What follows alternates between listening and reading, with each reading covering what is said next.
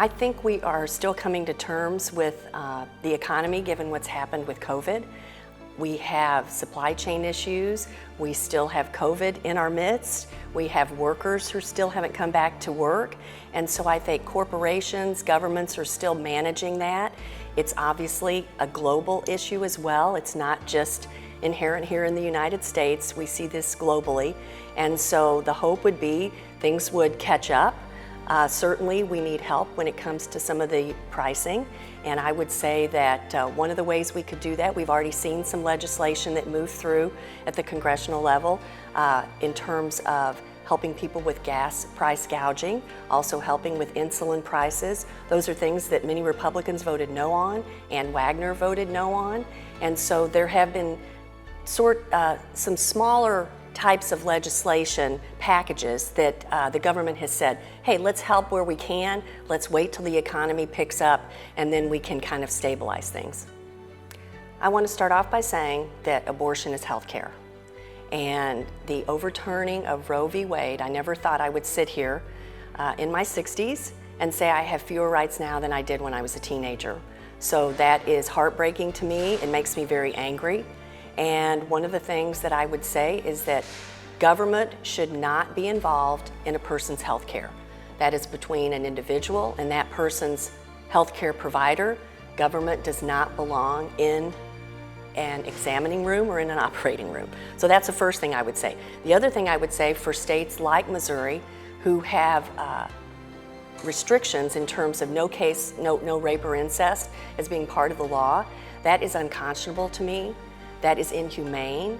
The idea that we would force children, perhaps, who have been subject to that trauma into a pregnancy, I can't even fathom that. So how are we going to deal with mental health issues, those sorts of things down the road? So I would just say that healthcare, abortion is healthcare, and it should be between the person seeking that healthcare and the provider.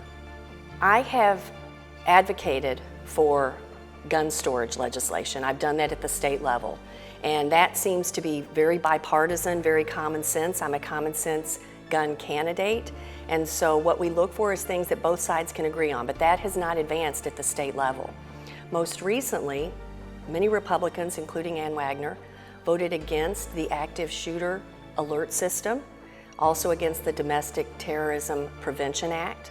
And so in light of Uvalde, Buffalo, Highland Park, Illinois, Indiana, the mall that just happened the other day, I can't understand why we are not trying to reduce gun violence in those ways with that legislation. Of course, there was some legislation that came out of Congress most recently around all of this. I don't think it went far enough. It addresses background checks and it addresses red flag laws. But the real culprit that we need to come to terms with is assault weapons. And I believe law enforcement needs to be at the table to have those discussions because they're the ones that we see in the videos deciding how they're going to go up against somebody who has outgunned them. So that needs to happen. I believe it has to do with voting rights. I was doing voting rights advocacy work before I ran for office, and the fact that there are many entities and individuals who suggest that we have fraudulent voting, election integrity, all the sorts of things. That rallying cry, those types of cries, it's just not true, frankly. We have seen secretaries of state across the country, we have seen our own election authorities tamp down that kind of language.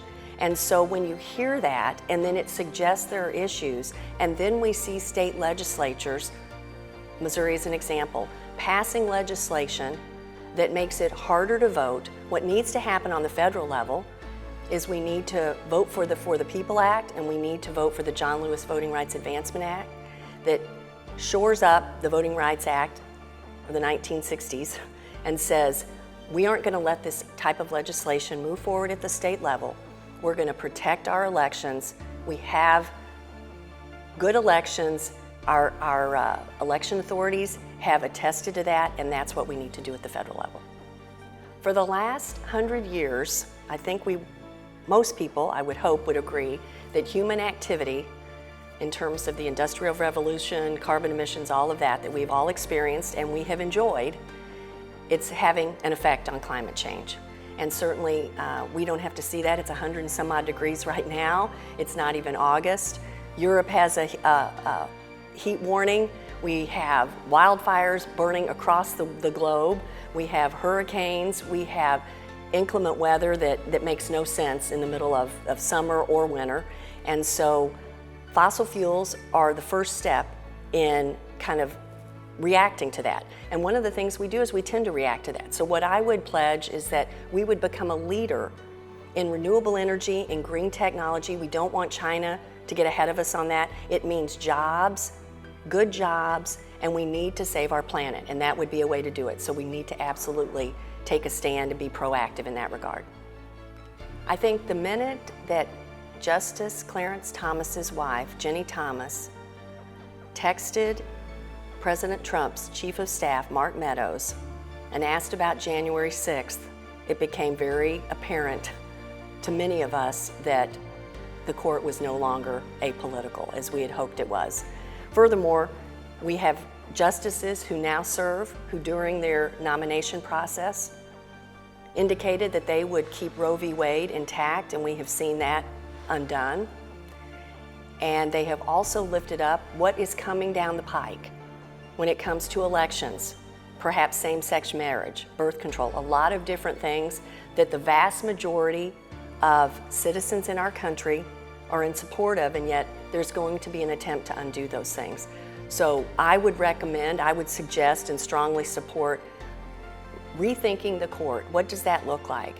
Looking at term limits in terms of age. Certainly when this nation started, people weren't living into their 80s and 90s. And so maybe they would rethink that, looking at the numbers on the court and perhaps considering that. So I absolutely would support reform in whatever fashion would work best for, obviously, our country. I think it's the one that hasn't been passed yet for me. I would say the 28th Amendment, the Equal Rights Amendment. I think we were really close a number of years ago, decades ago.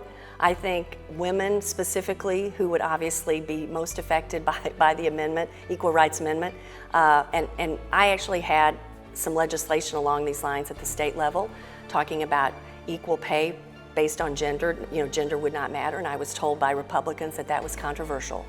I think half of the population would disagree with that, and so I would love to see the Equal Rights Amendment ratified, especially given that many of us feel like our rights are under attack right now. I think in terms of movies, I'm not going to pick any one movie.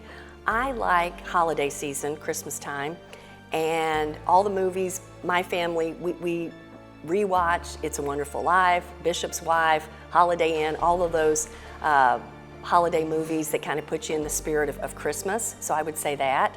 In terms of book, I remember when I was in college, I read the book by Rabbi Harold Kushner about how when bad things happen to good people. And in terms of when bad things happen to good people, I think you're at that point in your life where you're kind of trying to figure out your place, and some things you can control, and much of life is based on luck and circumstance. And it's more about how you react to that when it's thrown your way. I'm going to go with a road trip shuffle of 70s and 80s hits. I think that's my favorite.